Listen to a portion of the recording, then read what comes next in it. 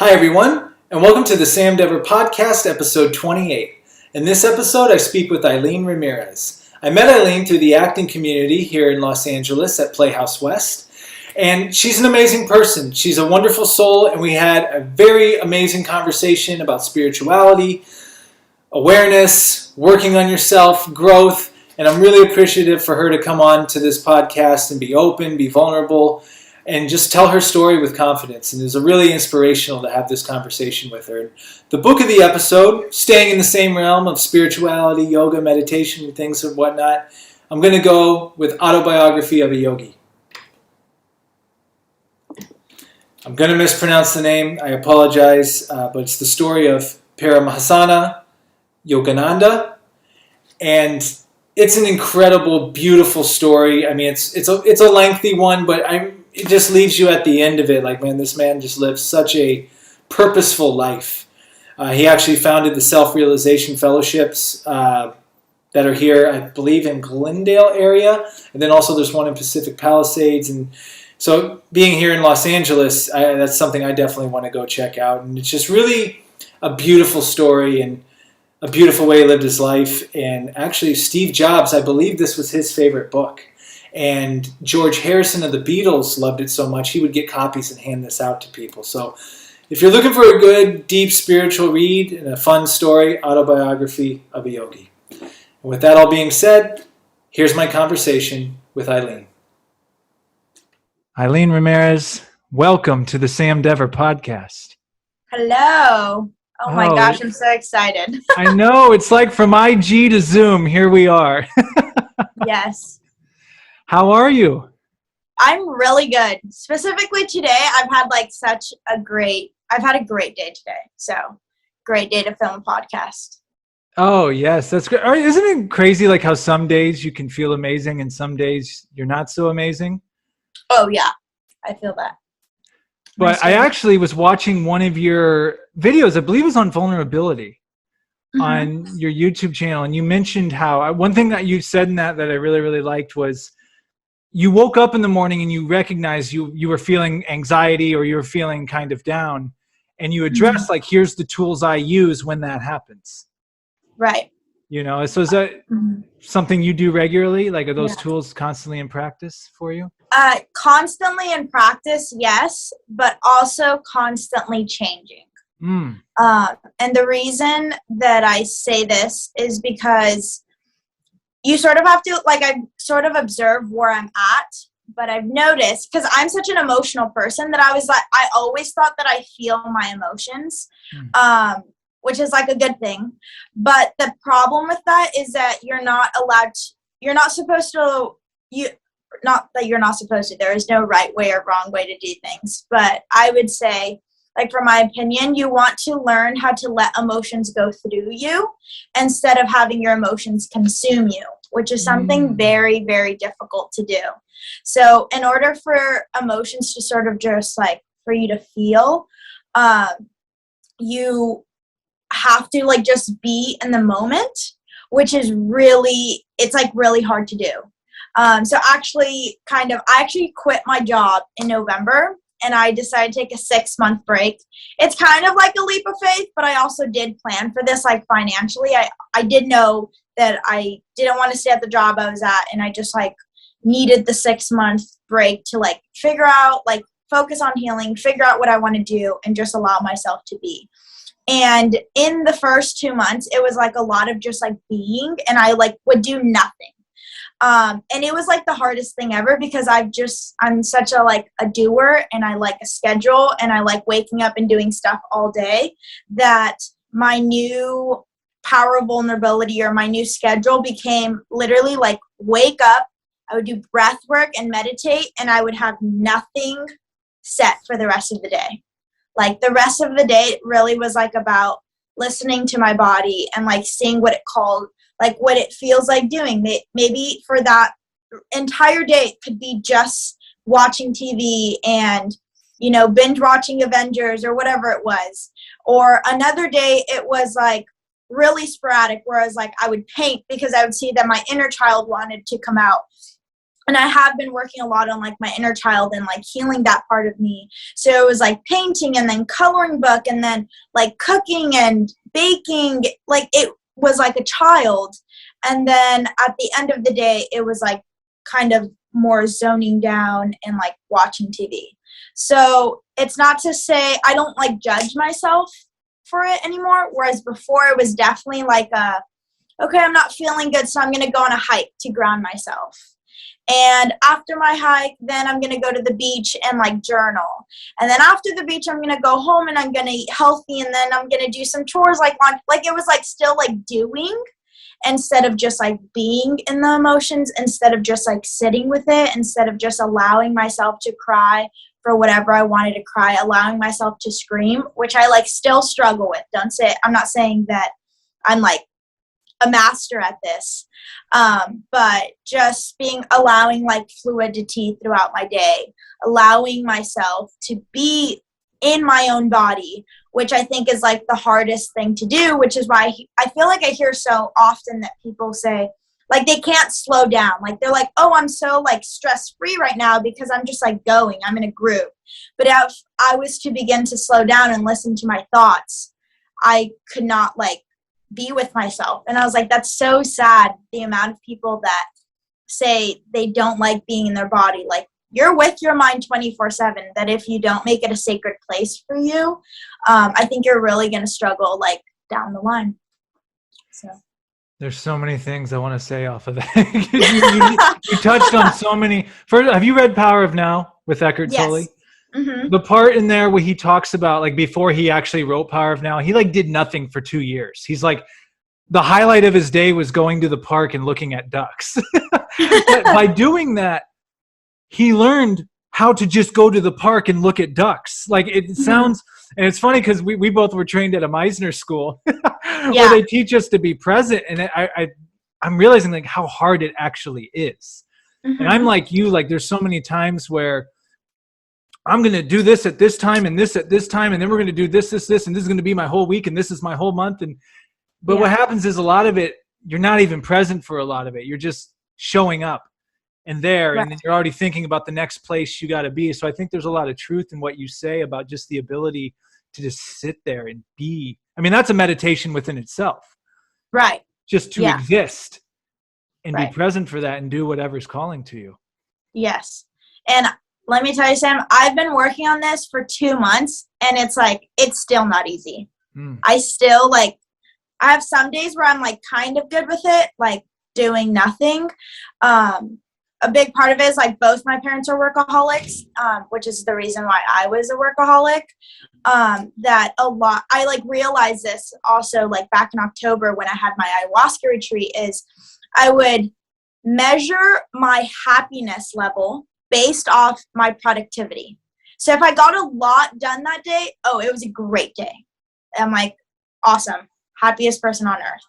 But if it's like Sunday and I have nothing to do and I just like can watch TV all day, and I would do that and I would feel so shitty. Like at the end of the day, I was like, this was like a horrible day. Like I didn't take advantage of the day. And it's like, I really did nothing wrong, you know?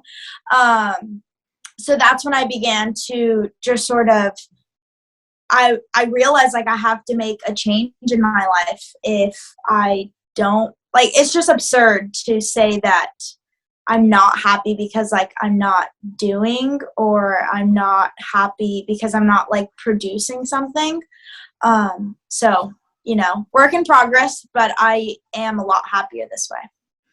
I love it. I think it's a great message too for a lot of us, even in LA to hear, because, and look, people come here to chase stuff, right? I mean, I get it. Like I did it. So, but it's like, it's like, I know for me, I had an injury that gave me perspective this past year, and it's just like, what am I chasing? Like, what am I, like, I love what you said. Like I was the same way. I was basing my quote unquote happiness off how much I can get done, how many marks I can knock off the belt or check off the sheet. Yeah. You know, and then you just start to realize that, wait, am I actually happy doing this? Or is that my ego? Like, do I think I'm happy? Like, I mean, I really wasn't, you know, and like the simplest of things, like you're talking about. Yeah. Like sitting and watching a movie, coloring in a coloring book. Those things can bring you just the same amount of joy, if not more, you know, but we're trained in this society, go, go, go, hustle, team, no sleep, like all that stuff. And I just realized a lot of it's a lie. It's just not true. Yeah. I'm still trying to figure it out, because I'm sure there's a balance, but I'm like convinced that we're like not supposed to work our asses off.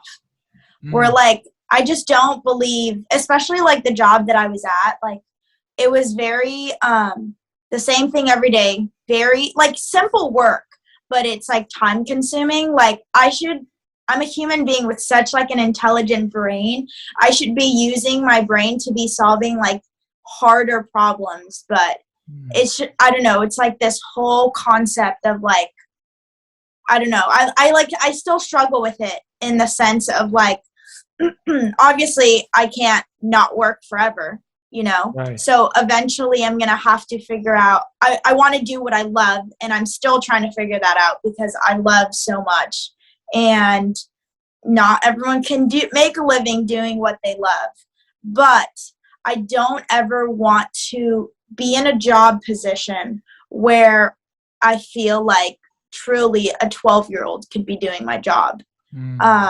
Like specifically even like customer service. Like I don't think it's not hard to like speak kindly to people.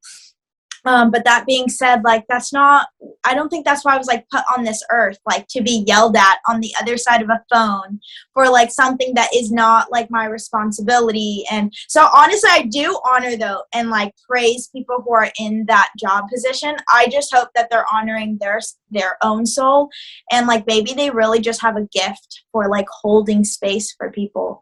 And I love holding space for people, but not in that type of scenario. So I'm just like really trying to figure out of like, what is the meaning of life? It's so bizarre that I'm like thinking of this at like such a young age, but it really is like, that's like this is what I go to sleep thinking about. Like, what is the meaning of life? What am I supposed to do? What's my next step? I love it. I think that's amazing and incredible. And I wanted to ask you, I've never asked you, so what, if we can go back a little bit, what started you on this spiritual path? Like what got you, what was like was it a book you read? Was it, you know, something you got into, like whether it was yoga or meditation? What led you on, what started your spiritual journey? Yeah. Okay. I only have a question. When you say I think there's a difference between a spiritual journey and a healing journey. So right now I'm like on a healing journey. Okay. But when I first became spiritual, I did go to a Catholic school. So I always believed in God, and I was like definitely like spiritual in that sense. My family, we didn't go to church often. Like I went to church every week because when I was in that private school. But other than that, I didn't go to church. And it's not like we prayed at every meal, but that's not like I felt like I had my own relationship with God. And then when I was about 12 and 13, I wanted to get into acting. And my second acting teacher ever, she was like a great teacher. I really wish she like would have stayed in LA. I think I would have succeeded so much with her. But for the first day of class, she gave us all a homework, and we all had to read the book, The Secret to Teen Power, which is basically The Secret, but dumbed down for a child. Remember, I'm like 12 or 13 at this time. And she would like talk about, our first class was literally like, okay, you're in the business of acting. And a lot of it is skill and hard work, but there's another aspect of it is that you have to stay positive. You have to manifest for things to happen, because it is a very difficult industry, and there's going to be a lot of competition, and it's going to try to drag you down, and it's your responsibility to be your own light. And we all had to do like manifestation boards. So that's when I started manifesting. And when I first started acting, I did very well. Like I got my agent on my first showcase. I got my first agent like 2 months into acting. Within that, I booked my first commercial within like a month or two. Wow. By the 6th month, I had already filmed 2 national commercials. So then I had to join SAG. And I'm not kidding, I manifested it all, Sam. Like I literally owe this one teacher for like telling me of this. And things were great, you know. So then from the until I was like 17, I filmed 15 commercials. So from like 13, yeah. And I was like, you know, I was happy doing it, but I definitely had like the best of both worlds. I went to school all the time. I only worked like 2 or 3 times out of the year. You know what I mean? But it made me good enough money to where I could pay for like college afterwards. But at 17 is when I started to get really bad health problems. And it started with like acne, yes, but I also had, and I still like have this issue, but I was like having to sleep 12 hours a day. And like no doctor could figure out what was wrong with me. And I remember at the time I would think to myself, like, I wonder what I would do if I was to like get called onto set right now. Like, it would be so embarrassing because I would have to take at least 2 naps on set. Like, that's how much I was sleeping. I was like sleeping in all of my classes. And then on top of that, then I got really bad acne. So, you know, in acting, you want to have nice skin. Like, it really does like affect your confidence going into a room and stuff. So I took a break from like 18 to like 20. And that's when I went to Meisner and studied with Robert Carnegie. And I still had acne at the time, but then I just sort of reframed it to be like, I'm just working on my skill set so that when I get back into acting. And, you know, those were great 2 years. And I really did sort of prioritize it, but I had the worst confidence. Like, I can't even begin to explain to you, Sam, how I had absolutely no confidence. And it's like, you need that. I couldn't get myself a new agent. I couldn't get management. When I would get management, it like wasn't a great fit. It's like I was trying to manifest these things and some of it would come, but then I would be like, they're just not a great fit for me. So it was like chaotic. And then it got to a point where I was like on my last year of like college, and like I did just get my degree for my parents. Like, unfortunately, and it's honestly, it's totally okay. Like, for me, college is one of those things that's kind of easy. I do wonder what it would have been like if I just put all of my intention into acting, but at the same time, I don't think, like, I would like to get back into acting, but it's not right now. And I've been speaking to like a therapist and like other people about this. So the last year of like college, I got into yoga. And honestly, the only reason I got like certified was because I wanted to have a part-time job, like to make some money, but I didn't want to work at like retail or anything like that, and I wasn't getting acting jobs. So I was like, why don't I become a yoga teacher? Like, that just sounds like chill. I was like, I never did yoga before that. It's kind of like ironic. But that's a very LA thing to do. Yes. My best friend, though, she was a yoga teacher, and like she made me kind of fall in love with the practice. So it was after I became a yoga teacher that I actually loved yoga. So that was like a big opening. So then with yoga, it was like life-changing for me in the sense of like I noticed what my internal dialogue is. So a lot of times when I was like going through the training, they were like, you know, you can't say like negative statements. So for example, I started teaching yoga sculpt, which is yoga with weights. So they were saying when you begin to teach, you can't say things like, come on, don't give up. You have to say things like, you are stronger than you think. Focus on the energy within you. That I just started to realize that no one in my family talks this way, first of all. The way I speak to my friends and others was like not very positive, that it sort of changed this like internal dialogue within me. Now with that though, a lot changed where like I just sort of internalized everything. And I was like, I just began to see the power of words and to know that words can affect another human being. Like, I would never want to cause any type of pain or hurt to anyone just by words.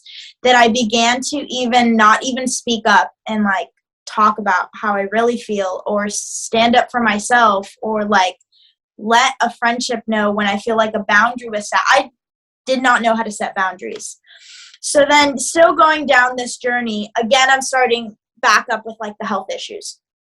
And it started with diet, where like I was sleeping 12 hours a day. I was so tired, I fell asleep driving 3 times. every time I would go to doctors, I'd get all this blood work done. They'd do all these like tests on me, and they're like, I don't know what to tell you. You come back completely normal. And I'm like, nobody is listening to me. Like, everyone would see this like skinny girl, and they're like, she's not unhealthy. And I'm like, yes, I am. Like, something's going on. Every time I eat, I like want to like knock out. And I finally found this like super strict diet, and that's when I decided to like make this like YouTube channel, right? That was like about healing and stuff. And it started with like healing my gut and healing things internal. So when I began to do that, and I healed my physical body, was when I could finally start to work on my mental health. And when I started to work more on my mental health, I could work more on like my soul work. And that's sort of what kept bringing me down this journey. And now I'm like, 2 years later, like still in a healing journey, like very much invested. I would say all of 2021 was a big, definitely my healing journey started in 2020. And I remember it so vividly, like something was like, I felt so squirmy in my body. Something was going on. I was like in a very toxic relationship, and I wanted to leave it, and I didn't know how. And I like wanted change, and I wasn't happy like where my life was, and I missed acting, but I knew it wasn't the time to go back. Like, there was so much that happened. And I remember it so vividly because it was like, I felt like a 180 change. And then I would say all of last year was my real healing journey, which is actually why I stopped filming YouTube videos, because it was so personal that I wasn't ready to share it. Every week was a struggle. Every day I was learning something new about myself. Every week I was like, I don't know if you know what chakras are. Yeah. But okay, so I'm like very well educated on chakras at this point, but I can just like notice so vividly like when there's a lack in my life, when there's a disconnect, when I'm not speaking my truth, when I don't feel grounded, when I don't set boundaries. The awareness is so intense that I could never go back to that old Aileen. Like, I will never go back. And this really is a lifestyle. And this, like, I remember for a long time, my family and my friends would think like, oh, yoga, this is just like a phase for her. And I'm like, it's not. Like, I knew very well that it's like, whether or not I continue to teach for the rest of my life, yoga will always be a practice that is so sacred to me, and I will continue for the rest of my life. And like, meditation is not something that I go in and out of. I do it every day. Breath work has just been so, like, it just strengthens these like core values. Now, to that, I like realized that, well, two things. I think the answer that I've been sort of searching for, like, what's the meaning of life, right? And the simple answer is love. But when I went, when I went to go experience ayahuasca, I know we didn't like really want to go into it, but without being like dramatic, I think it's the first time I have ever experienced love. Now, that being said, because it was the first time, I couldn't even accept the love of others, because even if someone loves me tremendously, I can only take with however amount that I love myself. And during that retreat, there was like, on the last day, we did this ceremony called San Pedro, which is like another type of plant medicine. And I realized that love is like the answer to things, but the thing about it is love is so complex, and none of us understand it, and none of us like, and it's not our parents' fault, but most of us were not given love at a young age. We were not nurtured at a young age. That because of it, we don't know how to love others. So the next best thing is to just heal, because the closer I get to healing myself, the more compassion I can have for someone. And just like things that I would always read in spiritual books, specifically Eckhart Tolle, when you always hear realizations of like, love is the answer. Everything that you don't like in someone is something you don't like about yourself because they're a mirror. I knew these things, but I didn't understand it because I never fully experienced it. And even when I talk about it, like I do, you know, I know that on the other end, you guys can only grasp as much of it, but you don't know what, or at least I don't think that you could really understand what it feels to be held and to be loved and to be nurtured. That I'm beginning to see that the more that I heal myself, the more I can help others. And it's a crazy understanding because my whole life I've been I always wanted to fix people. I always wanted to show other people happiness. I always wanted to show people how to live. That in return, I didn't realize that I was like killing myself. Like legit, like dimming my light. I was pouring so much into others that I had no light left for myself. And it's like I still have to remind myself every single week that every time I get a small hint of like, oh, I can help this family member with this, I'm very humbled down very quickly. The universe always sends me signs like, oh, you want to go fix someone? Then let me show you all of the work that you still have to do. That I've begun to realize like this is like my purpose right now. It's to heal. And I'm hoping that once, and I will continue to heal for the rest of my life. I know that for a fact. But I think there'll be a place where I can become a little bit more grounded with it. And then when I become grounded, I will learn how to integrate this into every part of my life. This idea of being still, of just being, will be in my career, whatever that may be. This idea of asking someone how they're doing, and not asking how they're doing in their work life, but genuinely how are they doing, how are they feeling, I will know how to respond back, knowing like, you know, I get to talk about this cool hike that I went on this past weekend, and like the mountain gave me energy, and it's like that's what I want to talk about. I don't want to talk about how you're doing in your work. I don't even want to talk about how you're doing in like your relationships. I want to talk about how you're doing in the relationship with yourself and in your heart. So it's a big step to realize that I'll never, that old Aileen, she like doesn't exist. But that's okay. And for the longest time, I would struggle with that because I hated when people would say like, oh, you changed so much. I would try so hard not to be that same girl. And now I look forward to all the times that people are going to tell me like, you're not that same girl that I once knew. And I'm proud of that, to know that I've made this much growth. So that's dope.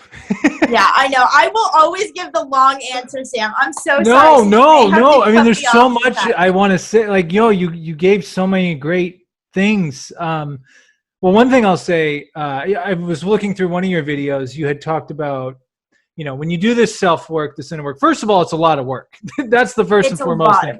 Second of all, there's some meme, like it shows like what people think spiritual awakening is, and it shows like these flowers and clouds and sun, and then it says what it really is, and it shows like the fires of hell.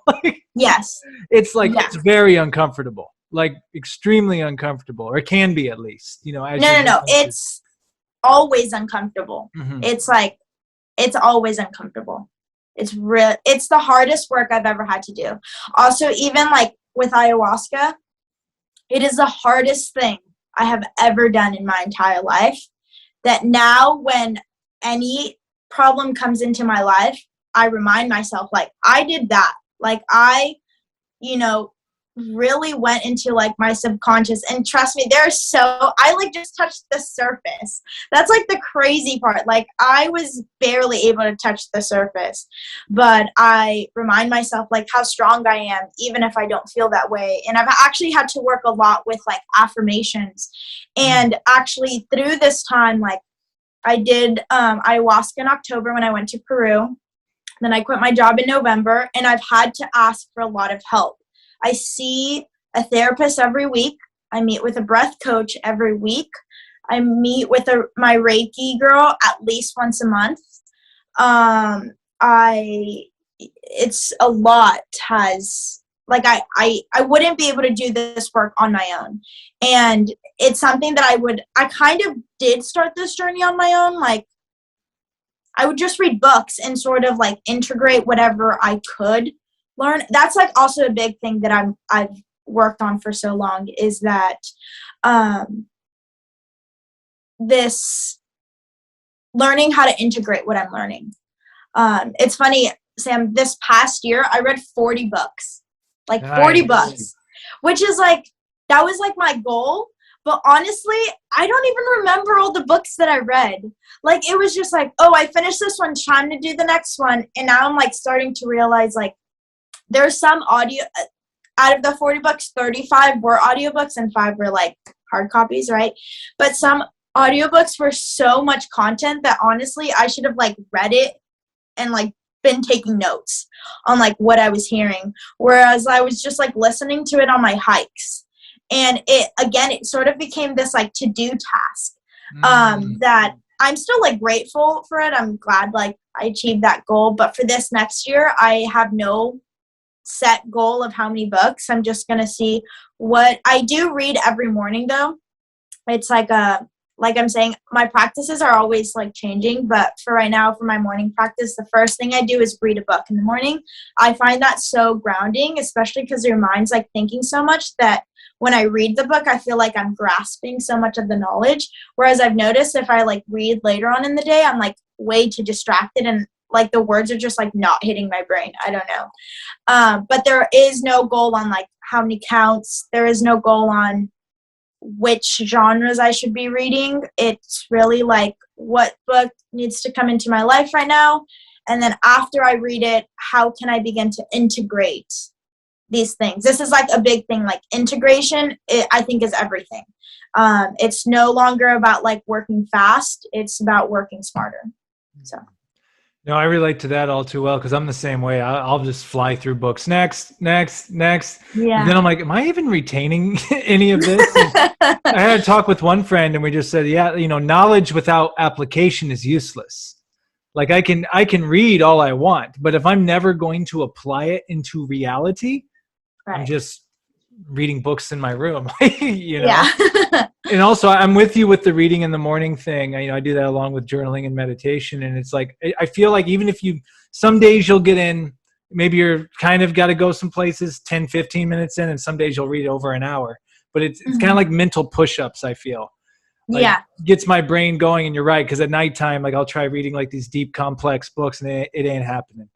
Yeah, it's not like my brain's like, which is fair. Your brain, you should be preparing your body for sleep, not preparing your body for like more knowledge and wisdom. And unless it's like pleasure reading like a novel or something like that, like that's similar to like reading a really good novel. But what are some other, we were talking in the pre-show room about the ice baths and things like that. What are some things aside from like meditation, journaling, yoga, reading, which are all incredible things? What are some other things you do in your healing journey and self-care routine to optimize yourself?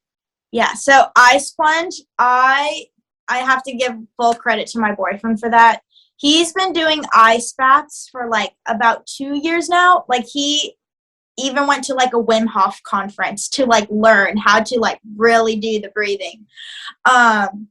So when we got our house, he converted a freezer into an ice plunge. It's like a lot cheaper to do it that way. If not, they're like typically $5,000, but if you just DIY it, it's about like $500 to $1,500, give or take. So super dope. He got a freezer. We sealed it all up. I don't know, he found like a video and it has a filter in it so that it like the water's always like keeping clean. And our ice plunge is kept at 38 degrees. And typically you want to do it like after a workout. I would say like that's what's best. But the reason it's so special, and like you stay in it for a minimum of 3 minutes. But it really is such a mental strength practice. Not so much like physical, like you will get a lot of like your hands will begin to hurt, but anytime I'll have days where I know something's off, but I have no idea what it is. Like internally, I feel numb. There's no thoughts that I can observe that are coming to the surface. As soon as I get into the ice bath, like thoughts will come up very quickly, like, you are not enough. You are not creative. And it's like, whoa, like it just like brings it up to the surface. And it's like a really nice tool to have. I do it roughly about 3 times a week, but specifically if there is a day where I really don't want to do it, then I make myself do the ice plunge, because that's when you get the most benefits from it. So the minimum you do is 3 minutes, because I've been doing it so often. I think like my body got accustomed to it, that it got to the point where it started to get tough for me was like at the 3-minute mark, which is like basically me I'm getting the physical effects, but I wasn't getting the mental health effects, that now I do 5 minutes. And every time afterwards, you feel so strong. Like to know that your body did that, to know that you calmed yourself down just with the use of your breath, to know that you warmed yourself up with the use of your breath, is like such a special practice. And I know that not everyone can sort of like do an ice bath forever, which is why we invite family and friends to come over to our place whenever. We have at least one person, like someone new, try it once a week, at least at the minimum. We'll have people literally just come over to do the ice plunge. Like we hang out for like an hour and then they like just dip. Like that's just our new way of hanging out. But yeah, that any type of, I think, cold there. Oh, we also have like a steam room in our backyard. So we'll do the ice plunge and then steam room. Technically, you could go back into the ice plunge and keep doing that back and forth. I think any type of like cold therapy and hot therapy is like awesome. So also for me, like my hands and my feet are always cold. I was like always cold. Like if it wasn't above 95, I was like so cold, and people would always be like, please never move out of California.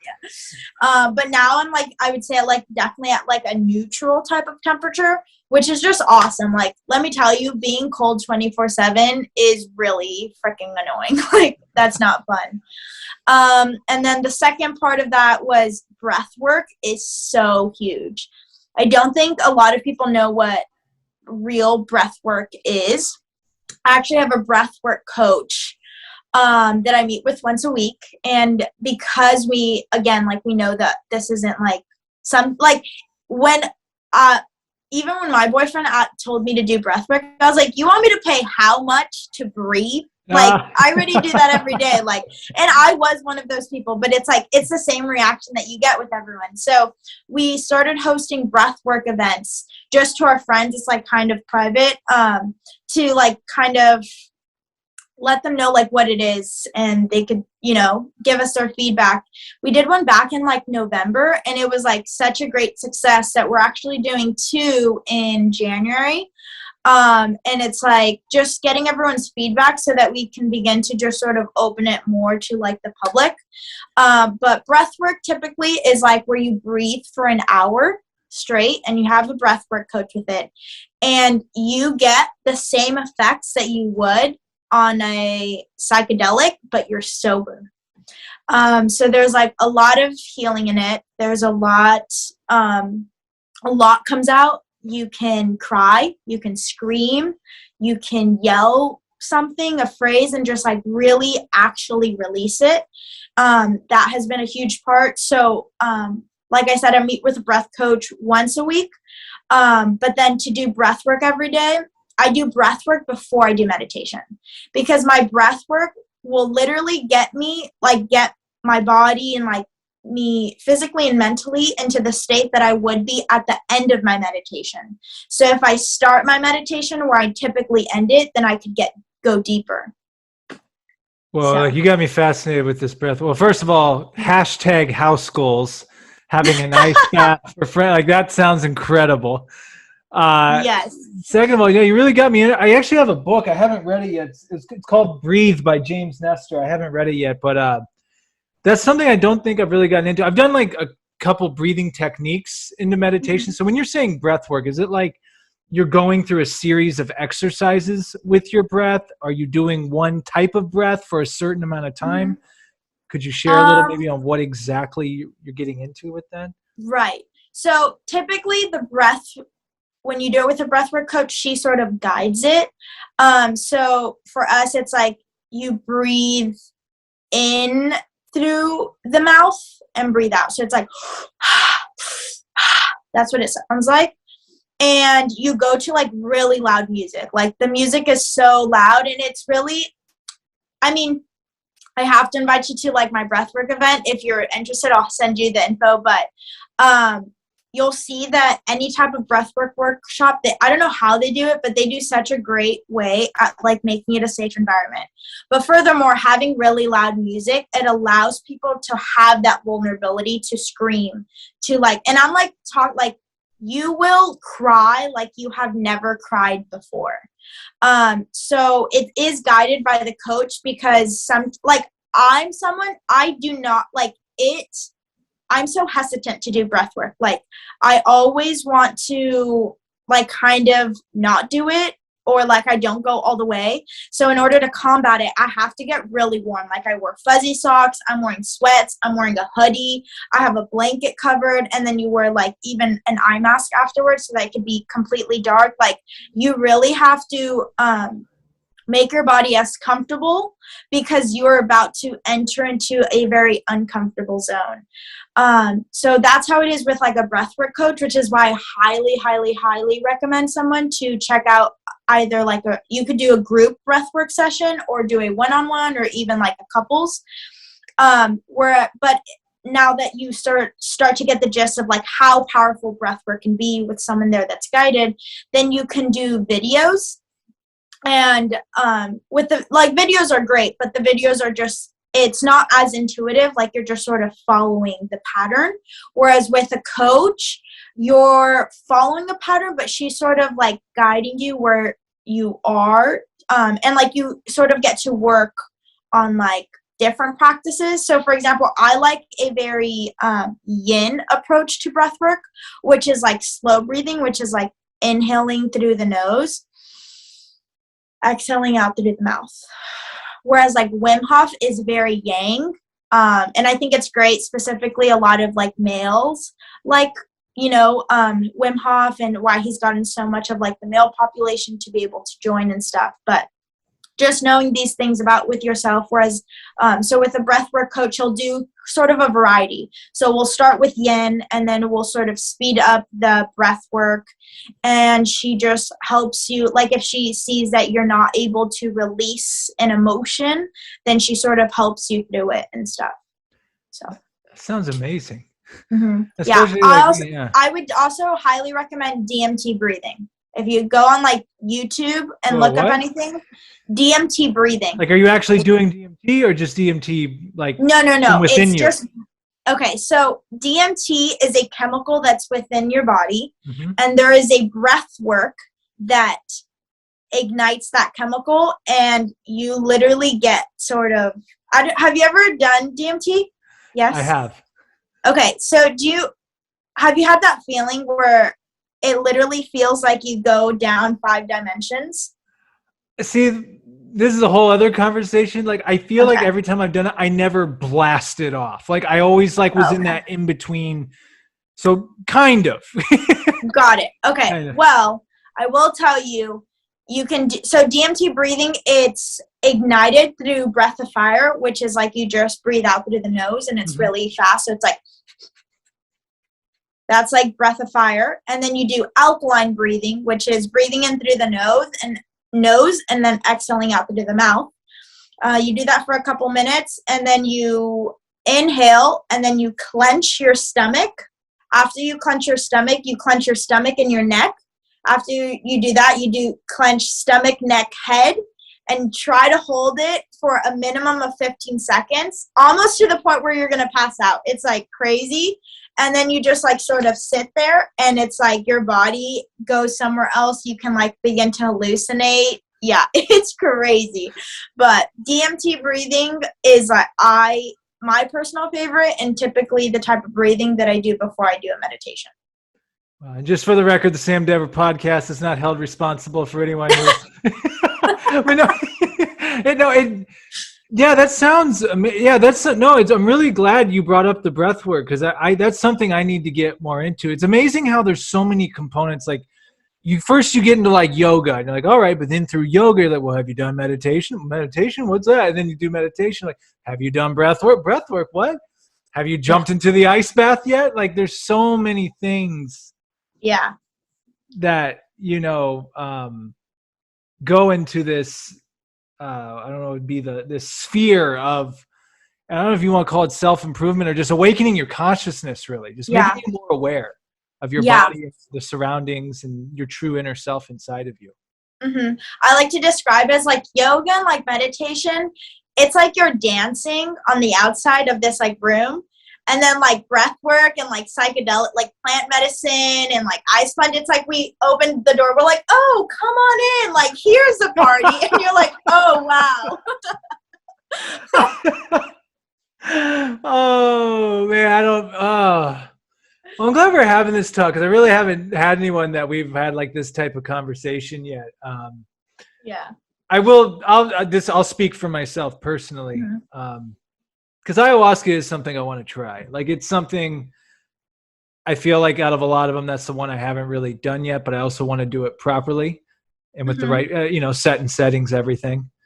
Yeah. And, like we've said, like it's something you have to be called to it. Like, it's not something you're just I'm going to go do this weekend. Like, no, it's like go in with an intention and a purpose, because going to learn something. And for all my psychedelic experiences, that's really, I was fortunate enough to be taught under some people who knew what they were doing.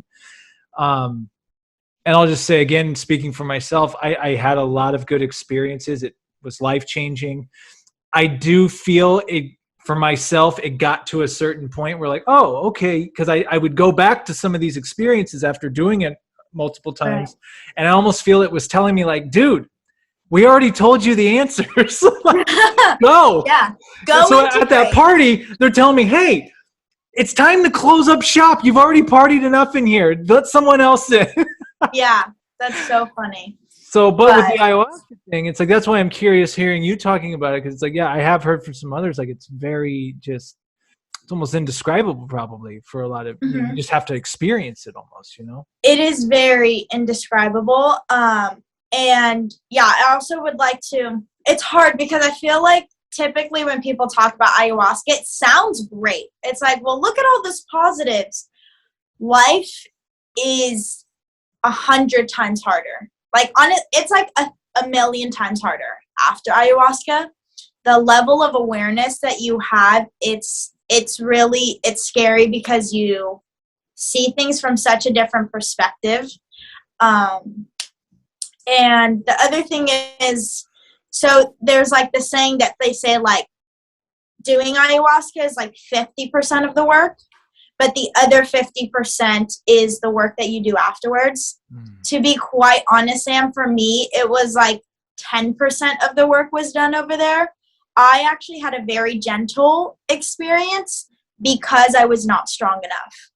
I had this like, I asked so when you take it, you can ask Mother Ayahuasca like a question and she'll like sometimes answer you. Sometimes she'll like show you something. But I asked her like, why were you so gentle with me? And she was like, you're not strong enough. You need to get stronger. And that's like when I began to see like literally, and this is why I said earlier why the shamans are so important. The reason it was so easy, and I say it was like not easier, but the reason I say it was gentle is because for a lot of it, I was sober.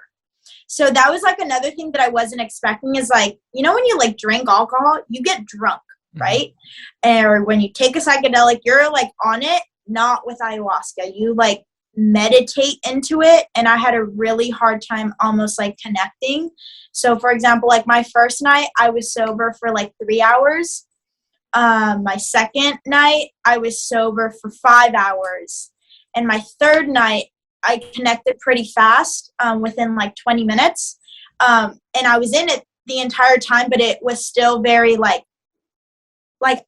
that's when I learned what being was. Like, I'm pretty sure I sat in like a meditative position for an hour and a half, just like sitting there, like listening to everyone and sending everyone love, but like I wouldn't move. Like I've never sat that still for like ever in my entire life. But I realized that the reason like nothing was happening or why I wasn't seeing visions, I didn't even throw up. I didn't go to the restroom. None of that. I didn't have any of the bodily detox, was because the shamans were the ones doing all of the work for me. Like, they are sort of the ones who have to fight your negative spirits for you, and they help you. That's why I say coming back, I feel like 90% of the work I've had to do here, and it still is really hard. And just like preparing people for that, like when you decide to do it, just like know that your life is going to change. Like there's no way that it's not. But it is the best gift that I think you could give yourself. But yeah, just telling people this isn't something you do for fun. It's like something that, it's a medicine, it's a plant, and you have to learn to respect it. And hopefully you go to a great facility. I highly recommend going to Arcana in Peru. I think they, just like know all the guidelines, and specifically they help you how to integrate. Like, they have a full-on 2-hour conversation of like how you can begin to integrate it back into your life, diet changes that you may want to keep, just like in general, like the importance of like having people guide you. That even like now, I don't even know if I could do a psychedelic. Like, I would never just take another psychedelic by myself. I would probably, if I was to take a more, I've always like set an intentions and been spiritual about it, but I would take a more like responsible approach where like I would lay down my yoga mat, I would get myself super comfortable, I would put an eye mask, and I would put a playlist and just like lay down, and that's what my psychedelic experience would be like, instead of like, let's go take psychedelics in the forest, and you know what I mean? And it's like, it is very beautiful, but you begin to see that there is this level of respect for a plant. So. Well, the reason why I'm smiling is because what you just described is usually how it's gone for me. Like, it's lights off, doors locked. That's awesome. Favorite music, and I've met God several times doing that. And I'm glad you brought up the part, because I mean, look, for anyone listening, like I'm really glad you have a very responsible approach to it, because I've had this talk with a few other people in this realm, and it's like, it's not for everybody. Like, not everyone, because when I first got into them, I'm just talking about psychedelics in general, it was like, go tell it on the mountain. I just had an experience that everyone needs to know about. Like, yes. Oh my God. But then it's like, okay, well, it's very important that you do have the right mind state going into these things. And one thing for me that it made me appreciate, I think that's interesting. You say how the real work happens afterwards. And it's like, one thing it did for me too, it really made me appreciate reality differently. Like, because it made me, because some of the mental things you go through during those experiences, like, it's like, oh my God, how am I ever going to get out of this, or what's happened? But then you get back to reality and you're like, wait a minute, I've been hung up on this entire time. Like, why don't I just do this? And I don't know. It is amazing the breakthroughs that can happen. So that's why I'm, with your experience with this. Yeah. I mean, that's something you might do once in your life, or you might do once every few years. I mean, but you're not obviously going to be doing that every month, Right. Yeah. You definitely, yes. So when you go, they call it a treatment. So when I went, I had a 1-week treatment. There was someone who was there. They had a 3-month treatment. So they are doing ayahuasca like 3 times out of the week for 3 months. But when you finish your treatment, they typically also, unlike one of your last ceremonies, you can always ask Mother Ayahuasca, like, when I should come back. It was so funny because for me, she was like, please come back as soon as possible. And there was this other girl at our retreat, and she was like, when I asked her, she said to come back in 10 years. I was like, wow. But yeah, so after you have your experience, you typically want to at least take a complete detox from any type of plant medicine for at least 2 months. But then, yeah, I would say typically for another ayahuasca retreat, it would be like 6 months, I would say, is like pretty good. I mean, if you're really integrating everything you learned. I already plan to have like my next one in either June or July.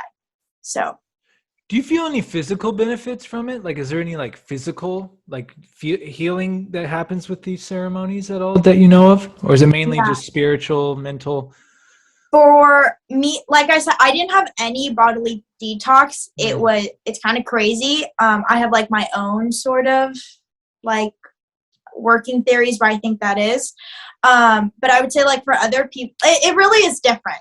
Like I can't speak for other people, but I know it's different for everyone. I know the bodily detox is typically like, so we store emotions in our body, you know, so that's just like helping you get out all of the bad. But like I said, okay, so the reason I don't think I had any of that is I think I was so weak that she, like Mother Ayahuasca, the medicine, had to stay in me. Like I have so much of her in me still, and that's like another thing they say is like once you take it, it will be in your body for like literally the rest of your life. And the medicine continues to work on you even after you leave the retreat center, even after like months later, like it's still working for you. And I think that's why maybe I didn't have any bodily detox.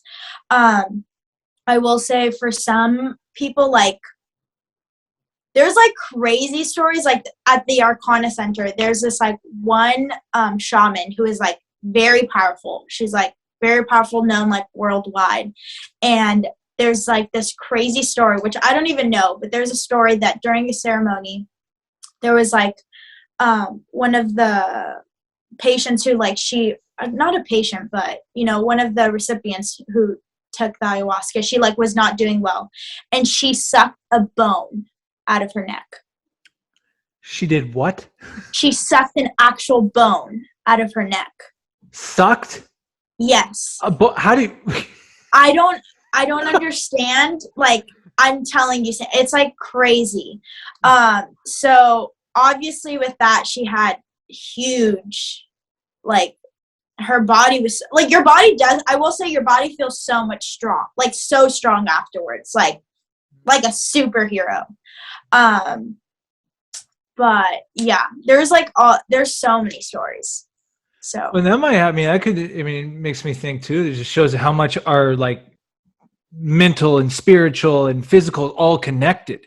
So when you strengthen one of them, it probably does in turn maybe give energy and strength to some of the other parts of ourselves, you know? Yeah. And then the other part that I would just say is like, it's not one of those things where like, I think miracles can really happen with a medicine like this, but it's not one of those things where like if someone is paralyzed and they take this plant, they're not going to not become paralyzed. And the reason I would think is like sometimes like maybe for that person, their soul journey is to experience what being paralyzed is for this lifetime. Like this is for their learning. So it's like just understanding these, not that like we're not supposed to be healed. It's just like for this, and it's like, I truly believe that you choose everything before you come into this lifetime.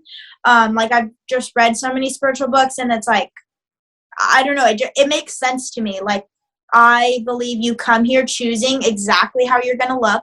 You come here choosing exactly what gifts you want to have. We're like abundant in gifts. We're like the most talented human being ever. But when we come to this earth, we choose which gifts are going to like come to the surface for us, because our gifts are supposed to help us understand where we lead in our lives, like where we go in our like careers and our relationships and everything like that. So your life obviously is going to be very differently if you're like paralyzed, maybe in like another lifetime. That's why you become like an Olympian who, you know what I mean? Because you know that feeling of like being able to use all of your physical body and feel that strength and stuff. So I think, are those called soul contracts? I read somewhere, someone had told me, like similar to what you said, like you do a soul contract before you even come here. Like, yes, this time here, this is what's happening. But you don't have consciousness of it, obviously, when you're born. Correct. Maybe you do right when you're a baby, but then you get yeah, exposed honestly, to the world and knows. conditioning and Yeah, I have so many questions for after we go, but yeah, I definitely, there's no way that, in my personal opinion, it just like, it makes more sense to me in the sense of like, we had this argument with like my cousin the other day where he was like, nothing's gonna happen after we die. And I was like, okay. And I was like, why'd you say that? And he was like, well, because wouldn't you think that if we came to this earth, like he thinks that it's just consciousness afterwards. So it's like nothing really happens. It's just, we go back to consciousness, whatever that means. Like, it's like something very simple to him.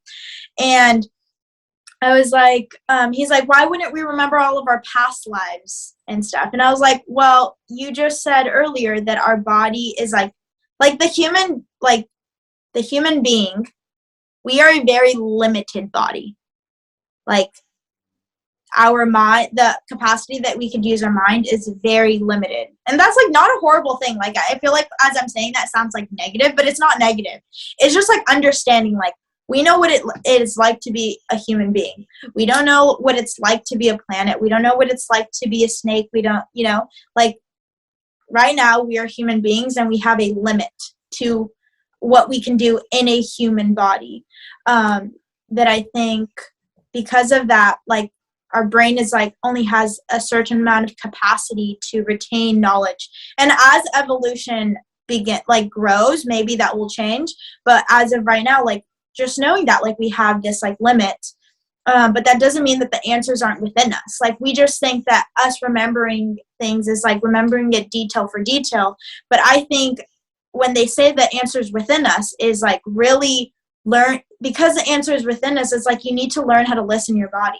When your body says slow down, it's telling you for a reason. When your body jumps at an opportunity, it's telling you for a reason. When your body desires something, whether it's like extravagant, like wanting to be on TV or in a film, like, don't judge yourself for it. Like, oh, that's like an egotistical want. It's not. It's your body telling you what your gift is here to share on this earth. So, wow. Yeah. Dropping some knowledge in this one today. Yeah. Leaving us with some gems here. No, one thing just opinions. Yeah, but no, it's good to.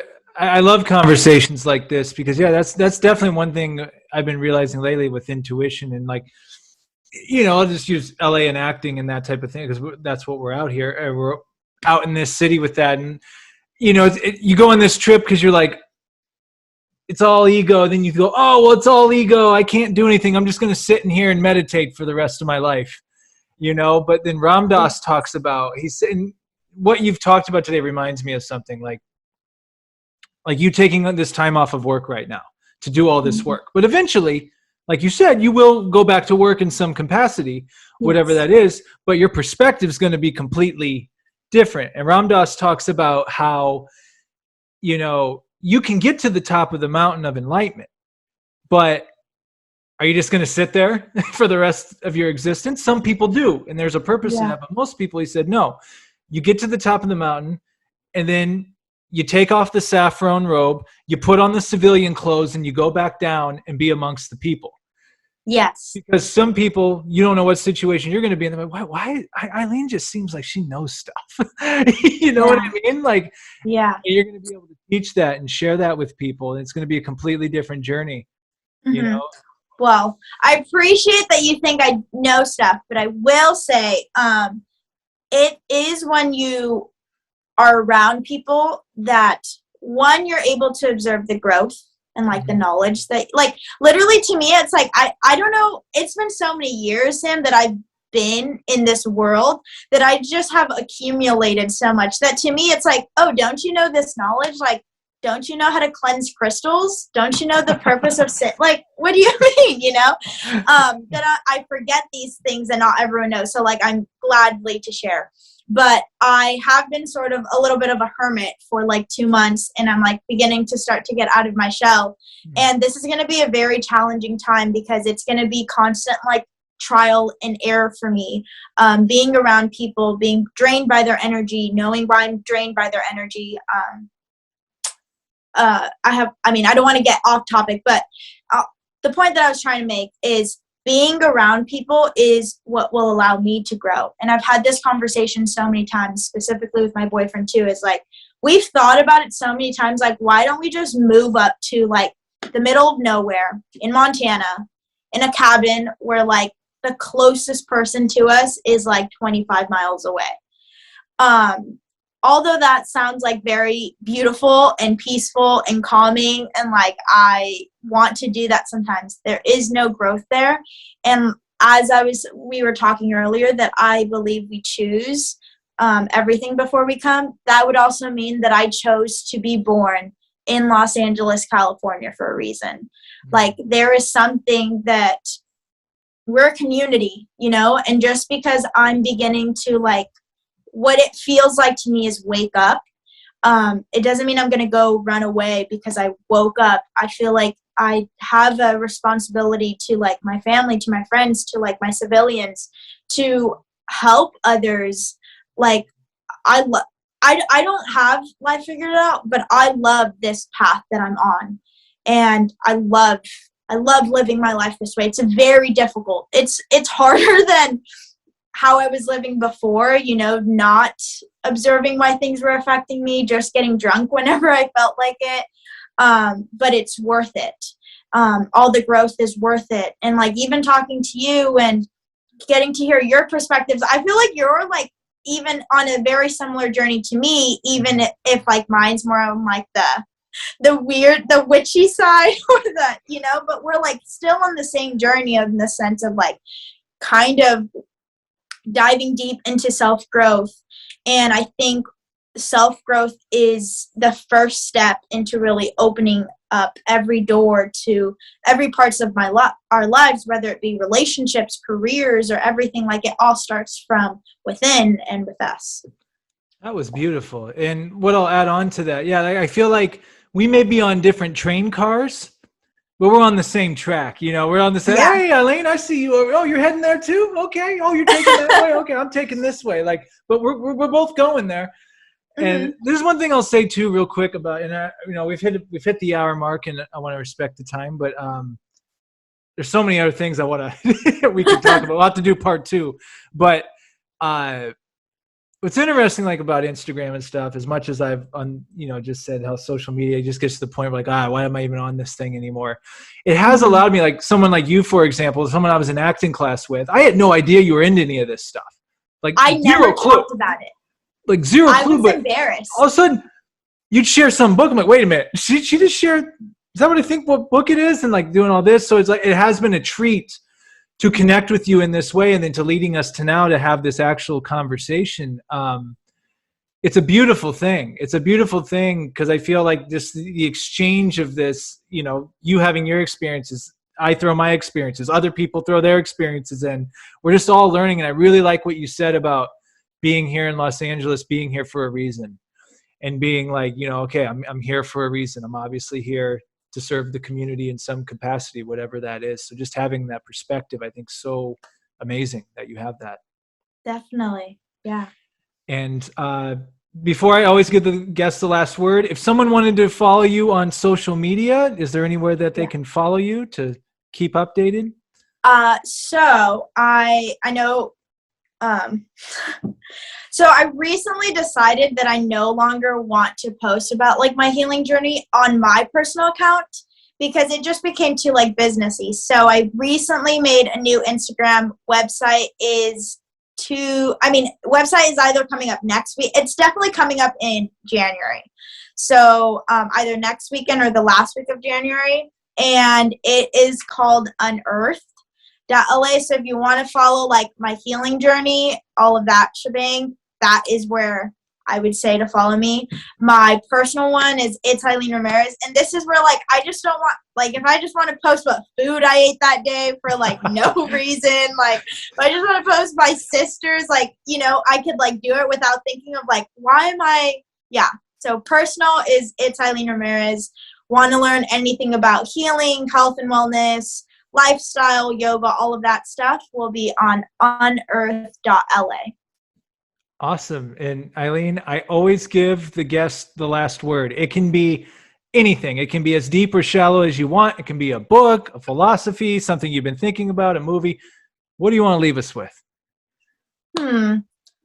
This feels like a little scary. Like I need to give a make it or break it type of line. But I guess like something that would sort of like summarize everything that we talked about is that if you truly want to help others, you need to help and you need to love yourself. Awesome. I love it. Awesome. Well, Aileen Ramirez, thank you so much. I did have on the thing, you were on Wipeout, right? Oh, yes. Just one quick thing. That